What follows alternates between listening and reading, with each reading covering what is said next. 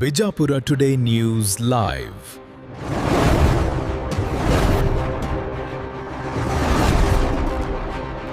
ಮುದ್ದೇಬಿಹಾಳ್ ಅಂಜುಮನ್ ಅಕ್ರಮ ಚುನಾವಣೆ ನಡೆಸುತ್ತಿರುವ ಅಧಿಕಾರಿಗಳಿಗೆ ಹೈಕೋರ್ಟ್ನಲ್ಲಿ ಮುಖಭಂಗ, ನ್ಯಾಯಕ್ಕೆ ಸಿಕ್ಕ ಜಯ ಎಂದ ಅರ್ಜಿದಾರರು.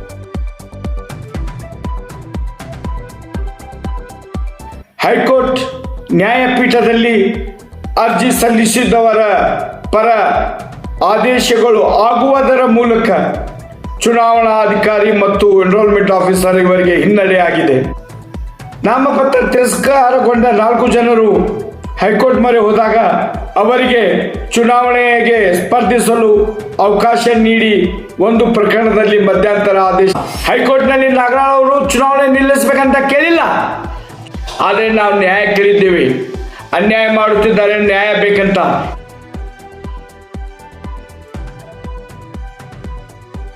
ಮುದ್ದೇಬಿಹಾಳ್ ನಗರದ ಮುಸ್ಲಿಂ ಯುವಜನರ ಗಮನಕ್ಕೆ ತರುವ ವಿಷಯ ಏನೆಂದರೆ, ಮುದ್ದೇಬಿಹಾಳ್ ಅಂಜುಮನ್ ಇಸ್ಲಾಂ ಕಮಿಟಿಯ ಚುನಾವಣೆ ನಡೆಯುತ್ತಿದೆ. ಈ ಚುನಾವಣೆ ಅನಧಿಕೃತ ಮತ್ತು ಅಕ್ರಮವಾಗಿದೆ. ಇದನ್ನು ನ್ಯಾಯಸಮ್ಮತವಾಗಿ ನಡೆಸಬೇಕೆಂದು ಸುಮಾರು ಚುನಾವಣೆ ಆರಂಭ ಆದ ದಿನದಿಂದ ಸತತವಾಗಿ ದೂರುಗಳು, ಅರ್ಜಿಗಳನ್ನು ಕೊಡುತ್ತಾ ಸುಧಾರಿಸಿಕೊಂಡು ಚುನಾವಣೆ ಮಾಡಿ ಆಡಳಿತ ರಚನೆ ಮಾಡಲು ದೂರು ಕೊಡಲಾಗಿತ್ತು. ಆದರೆ ಚುನಾವಣಾಧಿಕಾರಿ ಮತ್ತು ಎನ್ರೋಲ್ಮೆಂಟ್ ಆಫೀಸರ್ ತನ್ನ ಮನಸ್ಸಿಗೆ ಬಂದಂತೆ ನಡೆದುಕೊಂಡರು. ಅನಧಿಕೃತವಾಗಿ ಕೆಲವು ಜನರ ನಾಮಪತ್ರ ತಿರಸ್ಕರಿಸಿದರು.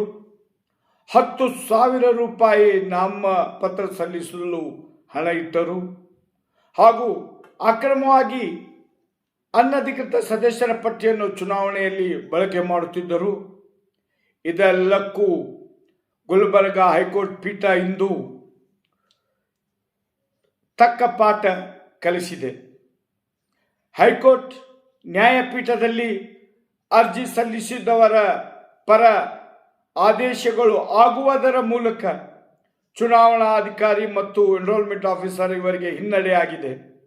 ಈ ಒಂದು ಆದೇಶ ಚುನಾವಣಾಧಿಕಾರಿ, ವಕಫ್ ಮಂಡಳಿಯ ತಬಸುಮ್ ಮತ್ತು ಔದ್ರಾಮ್ ಇವರಿಗೆ ಚಾಟಿಯೇಟ ಕೊಟ್ಟಂತಿದೆ. ನಾಮಪತ್ರ ತಿರಸ್ಕಾರಗೊಂಡ 4 ಜನರು ಹೈಕೋರ್ಟ್ ಮೊರೆ ಹೋದಾಗ ಅವರಿಗೆ ಚುನಾವಣೆಗೆ ಸ್ಪರ್ಧಿಸಲು ಅವಕಾಶ ನೀಡಿ ಒಂದು ಪ್ರಕರಣದಲ್ಲಿ ಮಧ್ಯಂತರ ಆದೇಶ. ಆದರೆ ಇನ್ನೊಂದು ಶಂಸುದ್ದೀನ್ ನಾಗರಾಳ್ ಅವರು ಪ್ರಕರಣ ದಾಖಲಿಸಿದ್ದು, ಆ ಪ್ರಕರಣದಲ್ಲಿ ಜಯ ಶಂಸುದ್ದೀನ್ ನಾಗರಾಳ್ ಪರ ಆಗಿದೆ. ಅದು ಏನಪ್ಪಾ ಅಂದರೆ, ಈ ಹಿಂದಿನ ಹೈಕೋರ್ಟ್ ಆದೇಶದಂತೆ ಚುನಾವಣಾ ಪ್ರಕ್ರಿಯೆ ದಾಖಲಾದ ಪ್ರಕರಣದ ಮೇಲೆ ಅವಲಂಬಿತ ಆಗಿದೆ ಎಂದು ಹೇಳಿದ್ದು ಇಲ್ಲಿ ಜಯ ಸಿಕ್ಕಂತಾಗಿದೆ. ಅನ್ಯಾಯ ಮತ್ತು ಅಕ್ರಮ ಚುನಾವಣೆ ನಡೆಯುತ್ತಿದ್ದು ಅದಕ್ಕೆ ತಕ್ಕ ಪಾಠ ಹೈಕೋರ್ಟ್ ಕಲಿಸಿದಂತಿದೆ. ಮಾನ್ಯ ಬಂಧುಗಳೇ, ಹೈಕೋರ್ಟ್ ಆದೇಶ ಮತ್ತು ಕರ್ನಾಟಕ ರಾಜ್ಯ ವಕಫ್ ಮಂಡಳಿ ಈ ಹಿಂದೆ ಸತತವಾಗಿ 3 ಬಾರಿ ಹೊಸ ಸದಸ್ಯತ್ವ ಮಾಡಿಕೊಂಡು ಚುನಾವಣೆ ನಡೆಸಲು ಎನ್ರೋಲ್ಮೆಂಟ್ ಆಫೀಸರ್ ನೇಮಕ ಮಾಡಿ ಜನವರಿ 14ರಂದು 2026 ಆದೇಶ ಮಾಡಿದೆ. ಜುಲೈ 8ರಂದು 26ನೇ ಸಾಲಿನಲ್ಲಿ ಆದೇಶ ಮಾಡಿದೆ. ಅದೇ ರೀತಿ 24 ಜುಲೈರಂದು ಈ ಒಂದು ಚುನಾವಣೆ ಸದಸ್ಯರ ಪಟ್ಟಿ ಶ್ರೀಮತಿ ತಬಸುಮ್ ಮಾಡಿದ್ದಾರೆ ಇಲ್ಲ ಎಂಬುದನ್ನು ಪರಿಶೀಲಿಸಿ ಚುನಾವಣೆ ಮಾಡಬೇಕೆಂದು ನೇರವಾಗಿ ನಿರ್ದೇಶನ ನೀಡಲಾಗಿದೆ. ಚುನಾವಣಾಧಿಕಾರಿ ಔದ್ರಾಮ್ ನೇಮಕ ಆದೇಶದಲ್ಲಿ ಸ್ಪಷ್ಟವಾಗಿ ನಿರ್ದೇಶನ ನೀಡಲಾಗಿದೆ.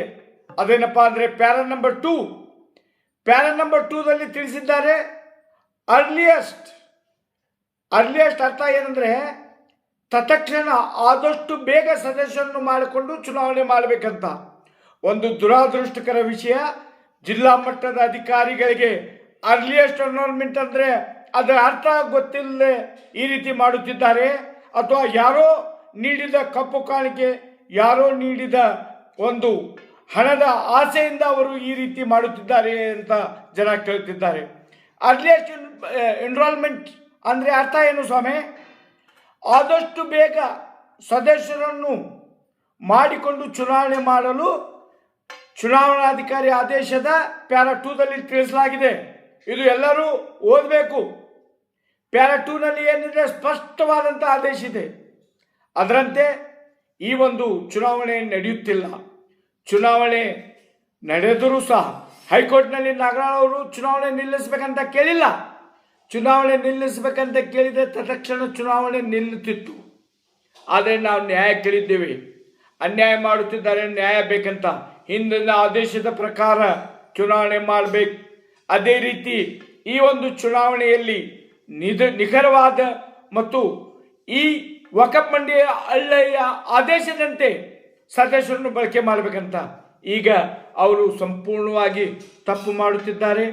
ಚುನಾವಣಾಧಿಕಾರಿ ಮತ್ತು ನಮ್ಮ ಎನ್ರೋಲ್ಮೆಂಟ್ ಆಫೀಸರ್ ಔದ್ರಾ ಮತ್ತು ಶ್ರೀಮತಿ ತಬಸ್ಸುಮ್ ಸಂಪೂರ್ಣವಾಗಿ ಅಂಜುಮನ್ ಚುನಾವಣೆ ಅಕ್ರಮ ಮಾಡುತ್ತಿದ್ದಾರೆ.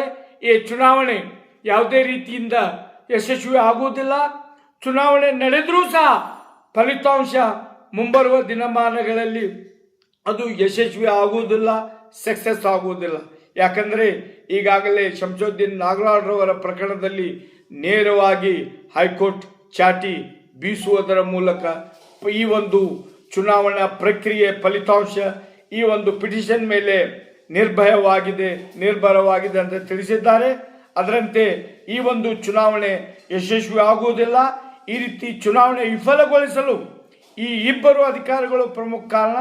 ತಕ್ಷಣ ಅವರನ್ನು ಅಮಾನತಿನಲ್ಲಿಟ್ಟು ಅವರ ಅಕ್ರಮ ವ್ಯವಹಾರದ ಬಗ್ಗೆ ತನಿಖೆ ನಡೆಸಿ ಉಗ್ರ ಕ್ರಮ ಕೈಗೊಳ್ಳಬೇಕೆಂದು ಯುವಜನರ ಪರವಾಗಿ ನಾವು ವಕ್ಫ್ ಇಲಾಖೆಗೆ ಒತ್ತಾಯಿಸುತ್ತೇವೆ.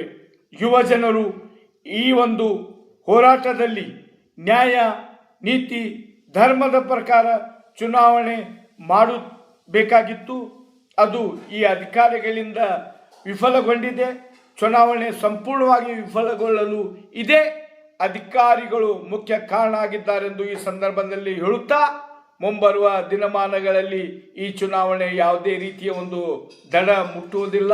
ಈ ಫಲಿತಾಂಶ, ಈ ಚುನಾವಣೆ ಹೈಕೋರ್ಟ್ ಆದೇಶದ ಮೇಲೆ ನಿರ್ಭರ ಆಗಿದೆ ಎಂದು ಹೇಳುತ್ತಾ, ಮುಂಬರುವ ದಿನಮಾನಗಳಲ್ಲಿ ದಕ್ಷ ಮತ್ತು ಪ್ರಾಮಾಣಿಕ ಸದಸ್ಯರ ಆಡಳಿತ ಮಂಡಳಿ ರಚನೆ ಮಾಡುವುದರ ಮೂಲಕ ಅಂಜುಮನ್ ಇಸ್ಲಾಂ ಕಮಿಟಿಯ ಒಂದು ಕಾರ್ಯವೈಖರಿ, ಕಾರ್ಯನೀತಿ ಅನುಸರಿಸಿಕೊಂಡು ಹೋಗೋಣ ಅಂತ ಹೇಳುತ್ತಾ, ಕ್ಷಣ ಕ್ಷಣದ ಸುದ್ದಿಗಾಗಿ ನಮ್ಮ ಯೂಟ್ಯೂಬ್ ಚಾನೆಲ್ ಸಬ್ಸ್ಕ್ರೈಬ್ ಆಗಿ.